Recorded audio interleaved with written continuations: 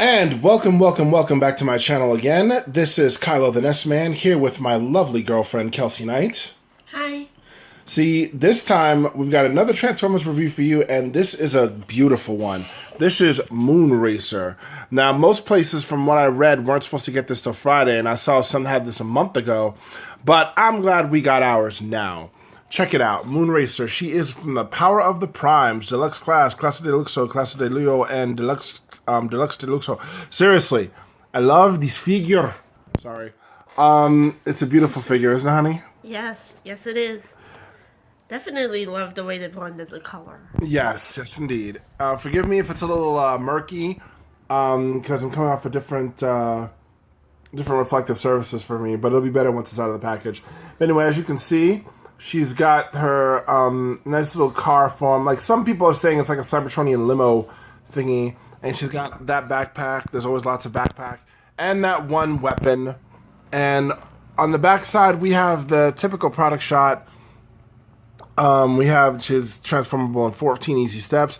I was really skeptical on getting this. We both were, originally, because of that backpack. Because we thought it was just a straight up part of the chest. Come to find out you can actually move it. It made it so much more beautiful. And I'm proud to say this is my second female Autobot figure. That's right. Those of you who watched my videos, you'll know that Alita 1 was her first. And then we've got, how will the joyful Autobot sharpshooter wield the power of the primes? We'll find that out as we open this package. But, sorry about that. I just want to let you know that there's going to be more package openings. One of my packages is going to be late, so that video will be coming next week, hopefully. In the meantime, without further ado, let's open this baby up. And here we have her in her stunning vehicular mode, which looks like a Cybertronian shoe. You know, you could stick a foot in there. And she is the foot or an arm for whatever combining you want to put her up as a part as, but we're not going to talk about that one right now. I'm going to sit here and talk about her specific look, her alternate mode. The car looks really beautiful. I love the detail of the blue and white. It was a pretty easy transformation. And the piece in the back, you know, you could do whatever you want. You could, leave it up there if you want, drive it like that, like a big old satellite dish, from when the kids want to watch cable TV on those long car rides. Or you could just leave it down, maybe for an extra boost. I don't know what that would be. Just shoot stuff out of the exhaust fans in there. And it's a beautiful design with the Autobot symbol split right in the middle. And you've got the see-through panels for the shielding, for the windshield. And the visor looks pretty cool, too. And you got a place for a Titan Master right about here. So that's pretty neat. So you could have a Titan Master figure pop right on and just ride along with it. She does look like a shoe. I can't emphasize that enough, but I like it. I do like the look. I do like the details of the wheels, per se. I do like the bits of yellow in the front look really nice. Nice choice for yellow, I think. Yellow was a pretty decent choice in the front there. Got a nice bumper design. And it rolls fairly well, but doesn't roll perfectly, due to the pegs right here. So they kind of keep it from rolling fluidly, but it still rolls enough. It does a good enough job. Then you've got her weapon design right on the side there, and we'll show off that in a little bit. But it makes for a nice little place right there to store. And she can just drive pew-pew right along the side. And then I know my wife's got some fun things to say about this car because, I showed her the G1 episode where MoonRacer was a part of. For those of you who don't remember at first, MoonRacer was part of a group of 3 Autobots, and their leader, Alita 1, they were MoonRacer, Firestar, and Chromia, and they were the first female Autobots long before RC. But we'll get to reviews on those as they come out. What else can I say about MoonRacer? Stubborn, hot-headed, but dependable when it counts. Like my wife. Why do you say she looks like a shoe? She doesn't look like a shoe. She looks like a Cybertronian limo to me. Okay, a limo shoe. Not a shoe. Well, I do really like the color scheme.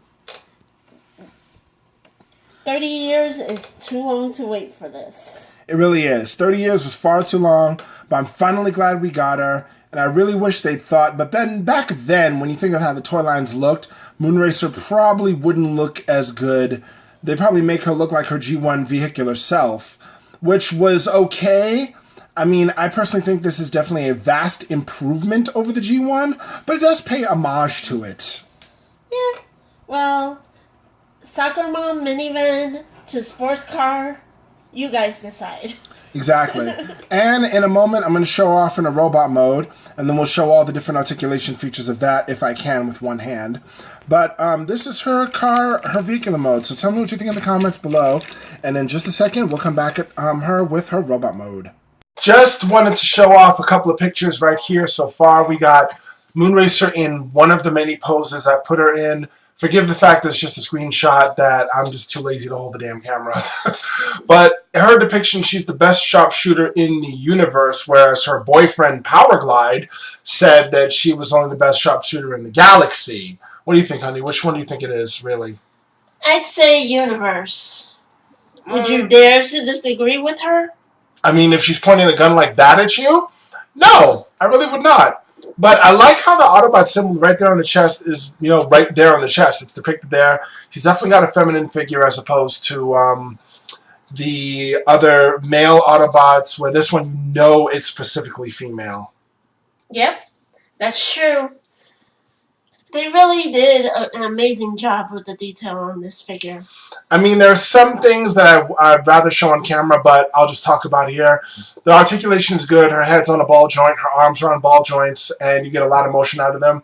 But when it's your toy, when you have this in your possession, you can go ahead and decide exactly how you want to pose her. But the pictures I've been showing here are just a few models of the different poses that I like to put her in.